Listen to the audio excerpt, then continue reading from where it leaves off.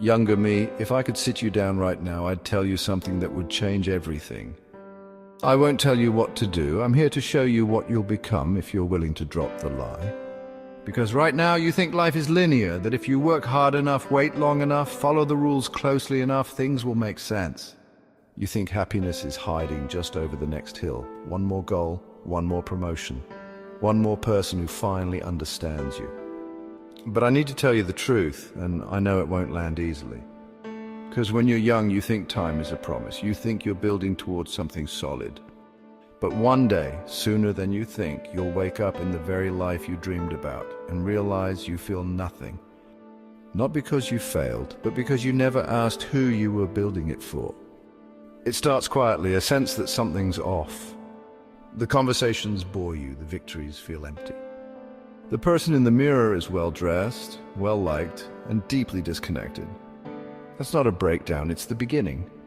Because life doesn't start at success. Life begins the moment you admit you've been sleepwalking and decide to wake up. And to help, I've brought 6 men who stared into that moment and didn't flinch. They didn't smile through it, they didn't perform wisdom. They broke, they burned, and they came back with truth. Carl Jung, who told us the parts of ourselves we avoid are the ones that hold our wholeness. Leo Tolstoy, who died before he died, and in doing so finally understood life. Jean-Paul Sartre, who said existence means nothing unless you choose what it becomes. H.P. Lovecraft, who faced a meaningless universe and responded with terrifying beauty. And Charles Bukowski, who whispered that you don't chase your passion, you let it consume you. And Soren Kierkegaard, who taught that anxiety isn't a flaw, it's the trembling of transformation. They aren't here to inspire you, they're here to haunt you in the best possible way. Because younger me, you are not late, you're not lost. You're standing on the threshold of your real life, but you can't walk through it pretending to be someone you're not. You have to burn the mask, you have to listen to the silence, you have to let go of the version of you that was built to survive, and finally meet the one who's here to live.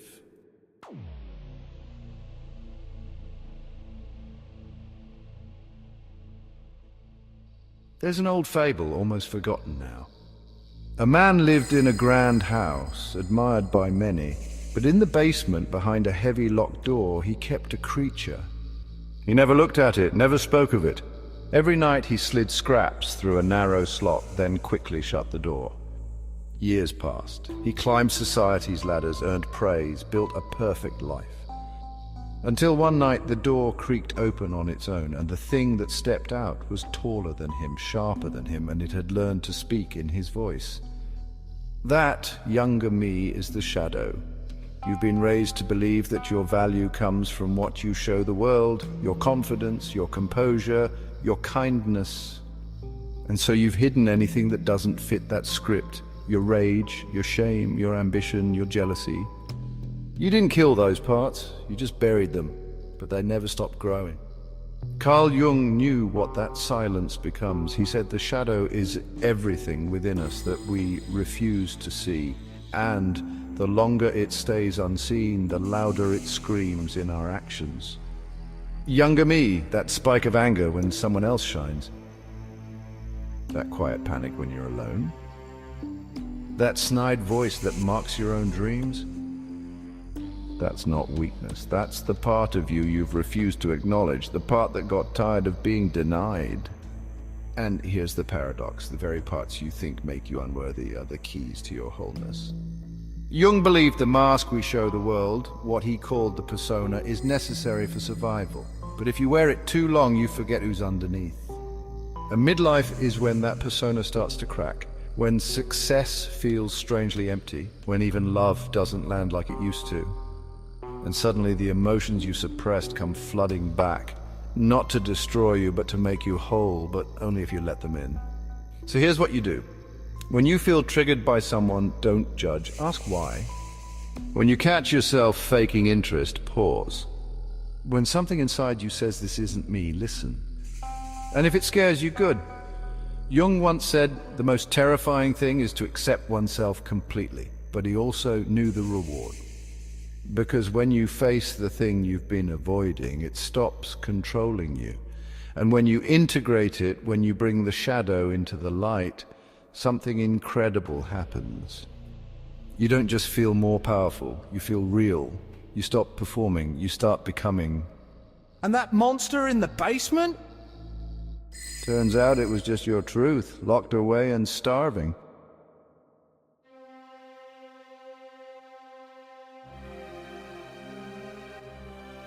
It was supposed to be a good life, a career with status, a family, a house with light streaming through clean windows, perfectly scheduled dinners, pleasant acquaintances, polite success. But as he lay dying, Ivan Ilyich let out a cry so harrowing it shook the bones of literature. What if my whole life has been wrong? Younger me, that's not fiction, that's prophecy. Tolstoy didn't write Ivan Ilyich to entertain, he wrote him as a mirror. Because Tolstoy himself had reached the heights of fame, only to stare into the abyss of his own achievements and feel nothing. He had everything except himself. Midlife doesn't ask, are you successful? It asks, are you awake? At first, the questions whisper, why am I tired all the time? Why don't I feel proud? Why does everything I once wanted now feel like obligation? But eventually they thunder. What if I've built a life I no longer recognize? What if the roles I play, spouse, leader, parent, achiever, have become masks so heavy I can't remember what my own face looks like? There's a paradox here. The more conventional your success, the harder it is to admit your dissatisfaction. You've done everything right, so when something still feels wrong, you assume it must be you. That you're broken, ungrateful, spoiled. But what if you're not the problem? What if the life you built was perfect for someone you never truly were? Tolstoy's warning is sharp and urgent. Don't wait for crisis to become clarity. If you're feeling empty, it doesn't mean you failed. It means your soul is knocking. It means your real self is waking up and whispering, we can't keep living like this. So what do? You stop confusing purpose with performance. You start noticing what you do that leaves you energized, not drained. You name the things you've outgrown. You admit the dreams you quietly buried. And then you make the most terrifying, liberating choice of all. You decide not to die in a life that isn't yours. Because regret isn't born from failure, it's born from silence. From ignoring that quiet ache that tells you you're meant for something more. Younger me, one day you'll stand at the edge of that silence, wondering if it's too late. It's not, it's never too late to return to yourself. But first, you have to admit you left.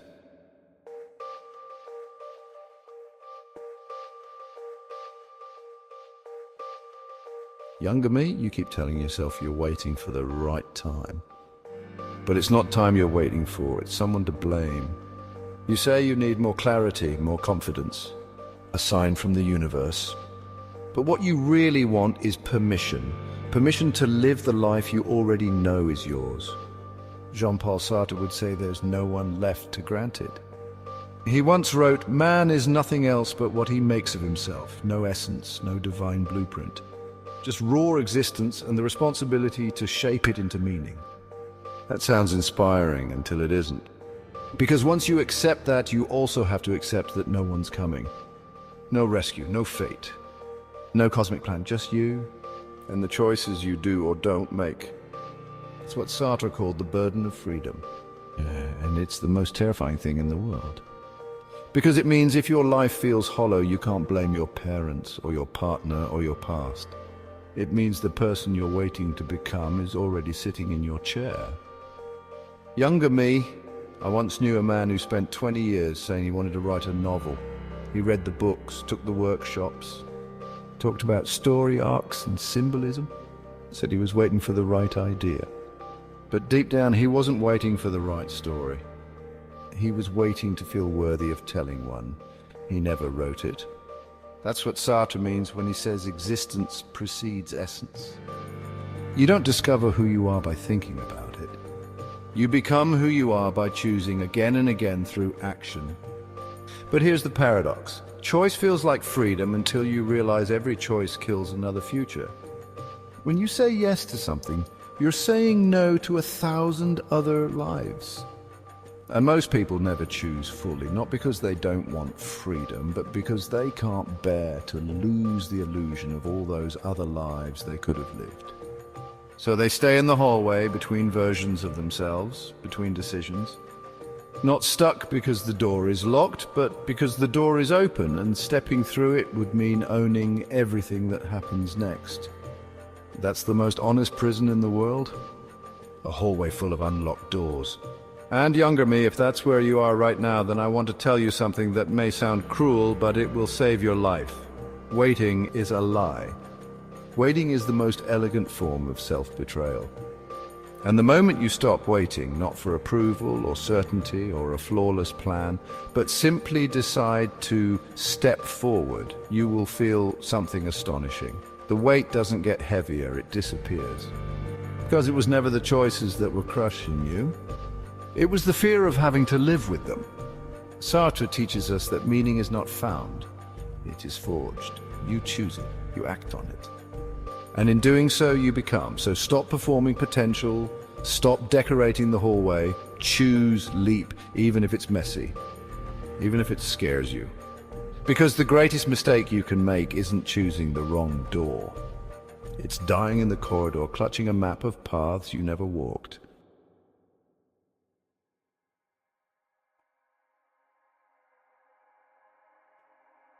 Younger me, I know you still believe that one day it will all make sense, that the suffering will reveal its lesson, that the heartbreaks will align into some larger plan, that if you endure long enough, the universe will unfold its logic and say, here, this is why it happened.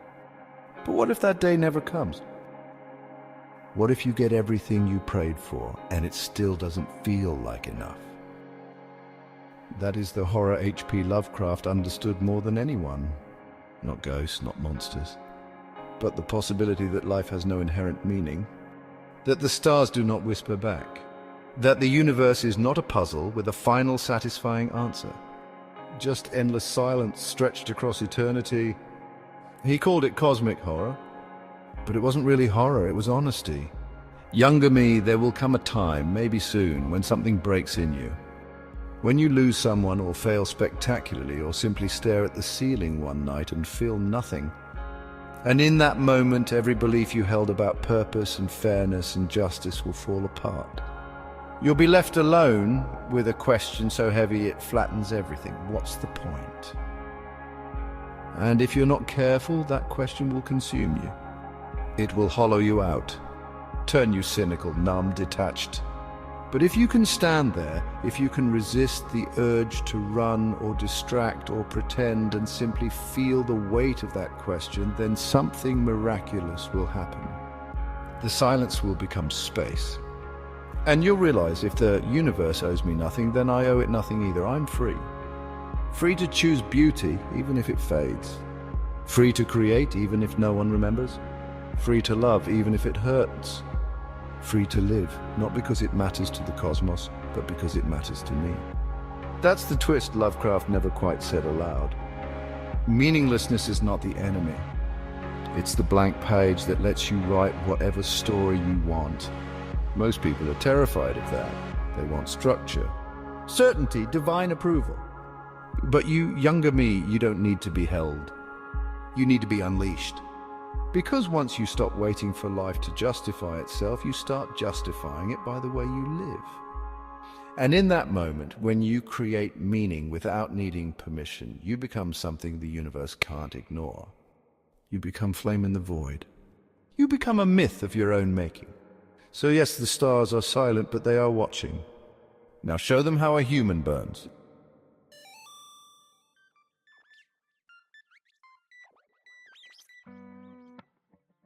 Younger me, I know you're tired of striving, of optimizing, of proving your worth to people who aren't even paying attention. You call it ambition, drive, hustle. But if you're honest, it's fear in disguise. Fear that if you stop performing, the world will stop caring. That if you stop trying, you'll disappear. But Charles Bukowski would tell you the opposite. He'd tell you to stop trying, not because effort doesn't matter, but because the kind of trying you're doing is killing you slowly. He said it simply, don't try. He didn't mean quit, he meant burn. Burn from the inside out. Burn with the thing that wakes you up at night. The thing you don't talk about because it doesn't sound responsible or mature or profitable. But when you touch it, you feel alive. Younger me, I once met a man at a job I hated. We were in line for coffee, pretending to care about Monday. He looked clean-cut, efficient. But when we spoke, he confessed something quietly. I used to be a poet. He said it like a secret, like it was a sin he once committed. I still write, he said, but now I only write things that sound smart. That was the saddest thing I'd ever heard. Not that he gave up on poetry, but that he stopped writing what was true in favor of what was clever. You've been doing that too, not with poetry, but with your life. You've been curating yourself, smoothing your edges, trading your voice for approval, and it's worked. You're successful, respectable, stable, but you're also shrinking. Because trying to become what they want will never lead you to who you are. Bukowski's tombstone said it best, don't try. What he meant was, stop chasing, stop editing, stop pretending. The thing that's meant for you doesn't need to be forced. It needs to be followed, fiercely, shamelessly, without apology. And yes, it will be messy. You'll disappoint people. You'll make less money. You'll feel foolish at times. But you'll also feel something you haven't felt in years, freedom. Because when you stop performing your life and start living it, even badly, it belongs to you again. So forget impressive, forget polished. Be real, write the bad song, start the dumb project. Say the true thing, not for their applause, but for your own damn soul. You were not born to maintain, you were born to burn. And trying to become something acceptable is the fastest way to forget you're something extraordinary.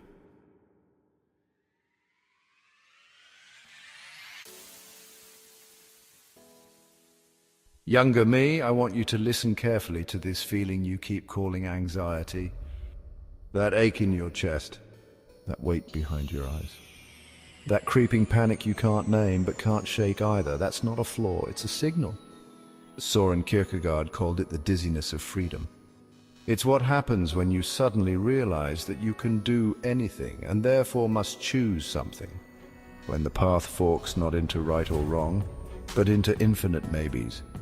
Most people don't make the leap, not because they can't, but because the fear of choosing wrong becomes greater than the desire to become right. So they stay in jobs that drain them, relationships that shrink them, lives that almost fit because almost is safe.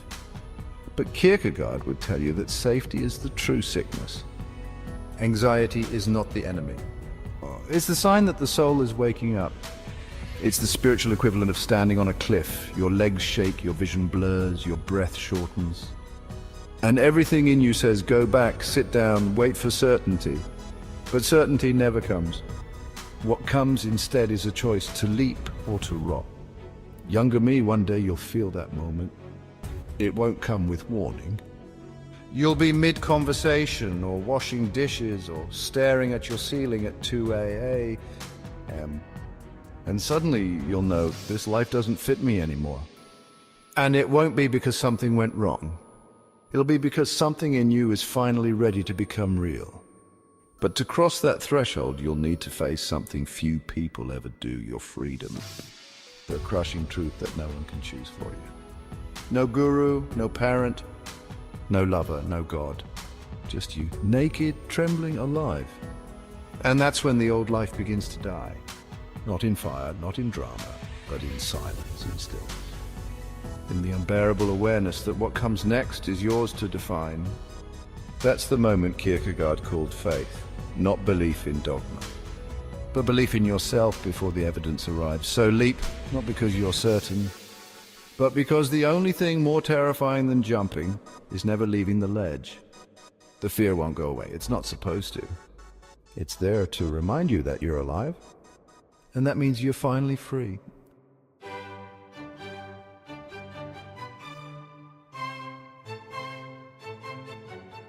So this is it, younger me. The end of the illusion, the beginning of the truth. You thought life started when you proved yourself. When you became successful enough, loved enough, admired enough to feel secure. But security was never the goal. Wholeness was. And now you know what that really means. It means facing the parts of yourself you buried and reclaiming them with tenderness.